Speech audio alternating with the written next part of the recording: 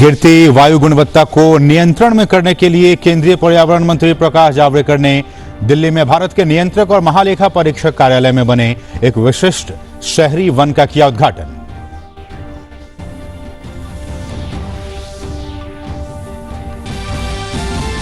केंद्रीय मंत्री रविशंकर प्रसाद ने पश्चिम बंगाल के लिए एक वर्चुअल रैली को किया संबोधित। कहा, अमन और शांति में यकीन करने वाला भारत मतभेदों को शांतिप्रिय तरीकों से सुलझाने का है पक्षधर, लेकिन अपनी रक्षा के लिए जरूरत पड़ने पर भारत मुंहतोड़ जवाब देने में भी है सक्षम। केंद्रीय मानव संसाधन विकास मंत्री डॉक्टर रमेश पोखरियाल निशंक ने केंद्रीय स्वास्थ्य मंत्री डॉक्टर हर्षवर्धन के साथ वीडियो कॉन्फ्रेंसिंग के जरिए की दुनिया की पहली ड्रग डिस्कवरी हैकेथॉन 2020 की शुरुआत। कहा, इससे युवा पीढ़ी को नई दवाइयां बनाने के लिए मिलेगी प्रेरणा।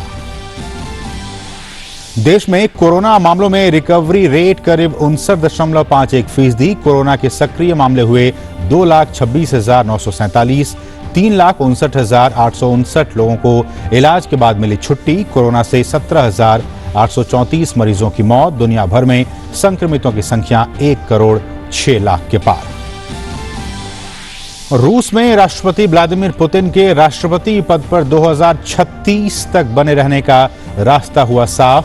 जनमत संग्रह में जनता ने भारी बहुमत के साथ देश में राजनीतिक यथास्थिति बनाए रखने का किया समर्थन।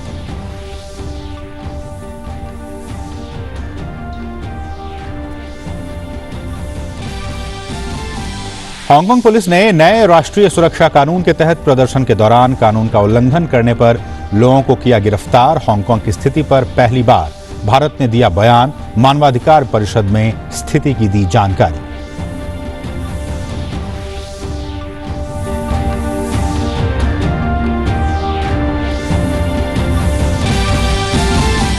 और संयुक्त राष्ट्र सुरक्षा परिषद ने संकटग्रस्त क्षेत्रों में युद्ध जैसी स्थिति को रोकने के लिए पहली बार एक कोविड संबंधित प्रस्ताव को किया स्वीकार।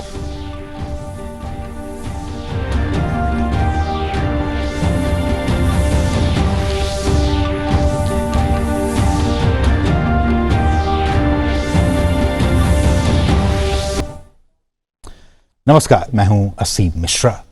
केंद्रीय पर्यावरण मंत्री प्रकाश जावड़ेकर ने आज नई दिल्ली स्थित भारत के नियंत्रक और महालेखा परीक्षक कार्यालय में एक विशिष्ट शहरी वन का उद्घाटन किया।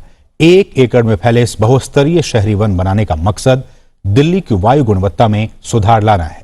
पेड़ों के बढ़ने और हरियाली के कारण तेजी से बढ़ रहे शहरीकरण के प्रभाव को कम करने में मदद मिलेगी और प्रदूषण की समस्या पर भी काबू पाया जा सकेगा।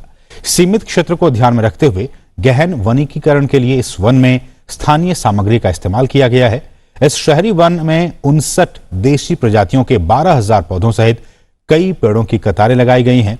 शहरी वन में जो पारिस्थितिकी तंत्र तैयार किया गया है वो पक्षियों, मधुमक्खियों, तितलियों और माइक्रोफौना के लिए बहुत ही उपयुक्त है। और इस मौके पर केंद्रीय मंत्री ने कहा कि इस शहरी वन के जरिए सीएजी ने अपने परिसर में एक ऑक्सीजन बैंक तैयार किया है जो कि बहुत उपयोगी है। इससे दिल्ली की वायु गुणवत्ता को सुधारने में काफी मदद मिलेगी।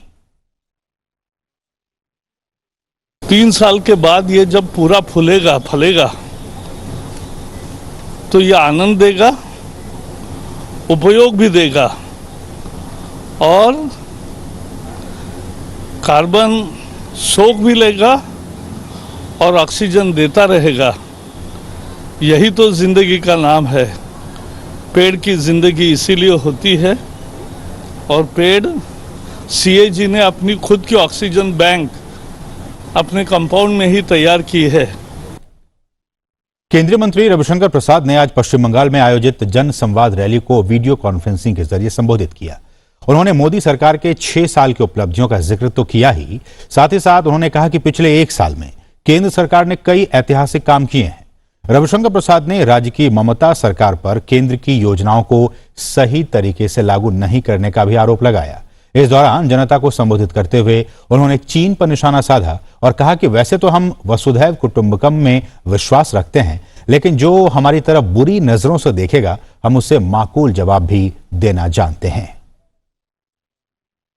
आजकल 2 सी चल रहा है, मालूम है ना? एक है कोरोना और दूसरा है चाइना। भारत शांति में विश्वास करता है। भारत समस्याओं को बातचीत से सुलझाना चाहता है। भारत वसुधैव कुटुंबकम में विश्वास करता है। लेकिन जैसा हमारे प्रधानमंत्री जी ने कहा, अगर भारत के साथ कोई आंख मिलाएगा तो भारत आंख मिला के जवाब देना भी जानता है, समझना चाहिए। यह 1962 का भारत नहीं है। न झुकेगा न रुकेगा, भारत अपनी गति से आगे बढ़ेगा। और टिकटॉक सहित चीन के कुल 59 ऐप्स को बैन करने को लेकर केंद्रीय मंत्री ने कहा कि हम भारत की जनता की निजता और डेटा सुरक्षा के लिए प्रतिबद्ध हैं। भारत की सुरक्षा संप्रभुता के लिए,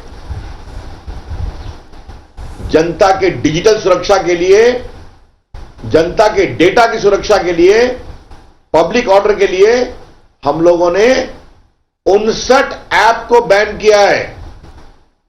कानूनी कार्रवाई होगी उसकी, लेकिन ये उसमें टिकटॉक भी है, पता है ना आपको। भारत की जनता की निजता के ऊपर, भारत की जनता की डेटा की चोरी के ऊपर, भारत की जनता के डेटा को भारत से बाहर भेजने के किसी कार्रवाई पर हम बहुत सख्त हैं। कोविड-19 के बढ़ते संक्रमण के बीच दवा ढूंढने की कवायद युद्ध स्तर पर देश ही नहीं बल्कि विदेशों में भी चल रही है। इसी क्रम में आज केंद्रीय स्वास्थ्य मंत्री डॉक्टर हर्षवर्धन और मानव संसाधन विकास मंत्री डॉक्टर रमेश पोखरियाल निशंक ने ड्रग डिस्कवरी हैकाथॉन लॉन्च किया। यह ड्रग डिस्कवरी हैकाथॉन गृह मंत्रालय, all India council for technical education यानी AICTE और council of scientific and industrial research यानी CSIR की एक संयुक्त पहल है और CDAC, माईगव, श्रोडिंगर और केएमक्सॉन जैसे भागीदारों द्वारा समर्थित है। ये एक ऑनलाइन हैकाथॉन है जो कि राष्ट्रीय और अंतर्राष्ट्रीय प्रतिभागियों के लिए खुला हुआ है।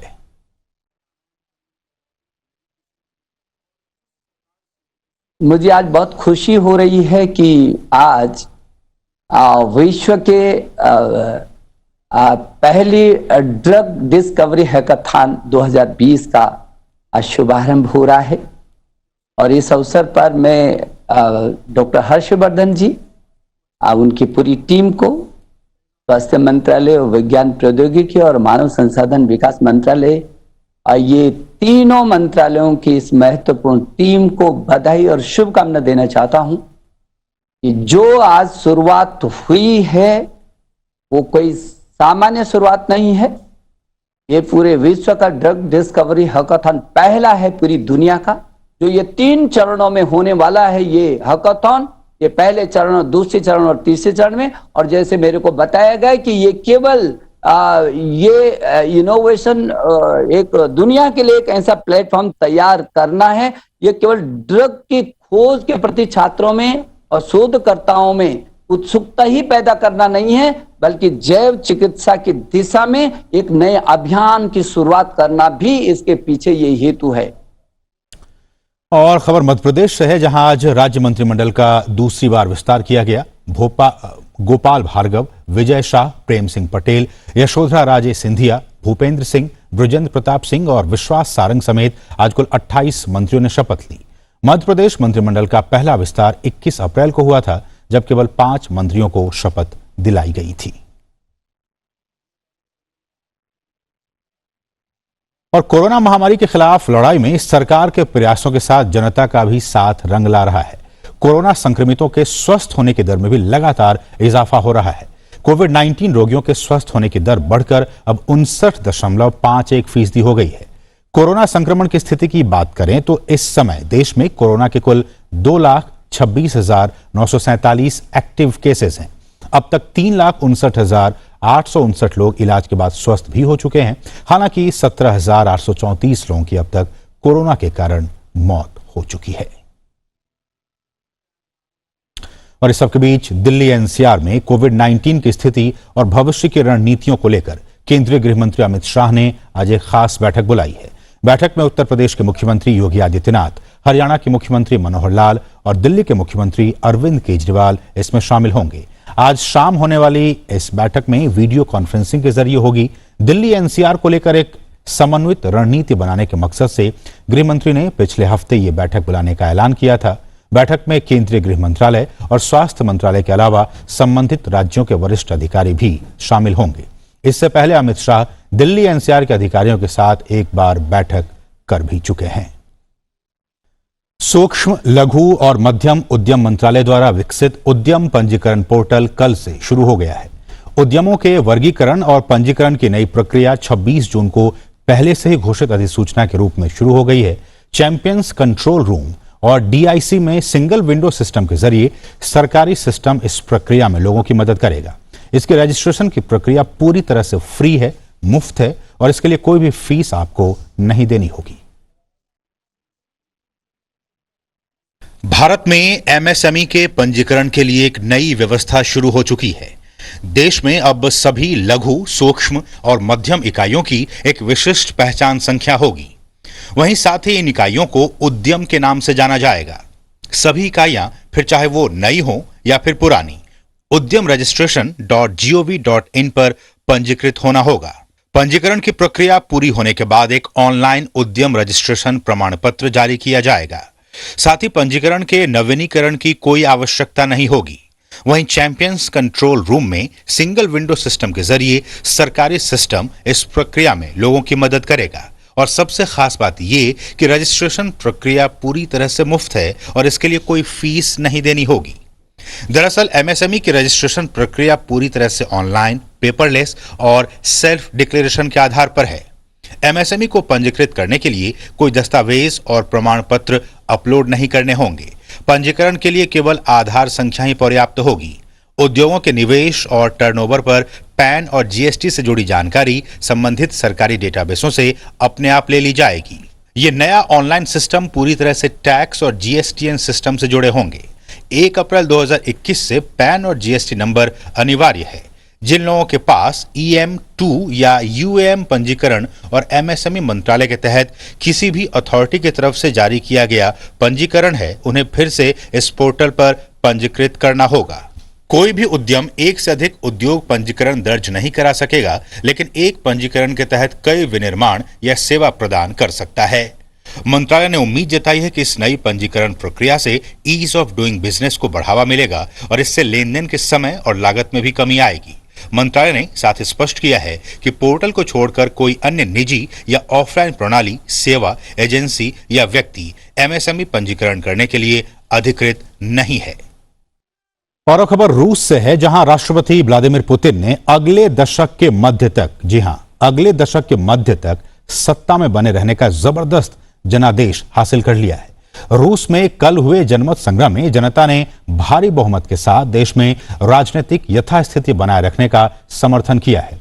संवैधानिक संशोधनों पर हुए राष्ट्रव्यापी जनमत संग्रह के नतीजों से राष्ट्रपति पुतिन के राष्ट्रपति पद पर 2036 तक बने रहने का मार्ग खुल गया है। पुतिन 2 दशक से रूस में सत्तासीन हैं। रूस के केंद्रीय चुनाव आयोग ने कल रात 50% मतपत्रों की जांच के बाद कहा कि वोट देने वाले 76.24% नागरिकों ने संशोधनों का समर्थन किया है। तो इस बुलेटिन में फिलहाल इतना ही।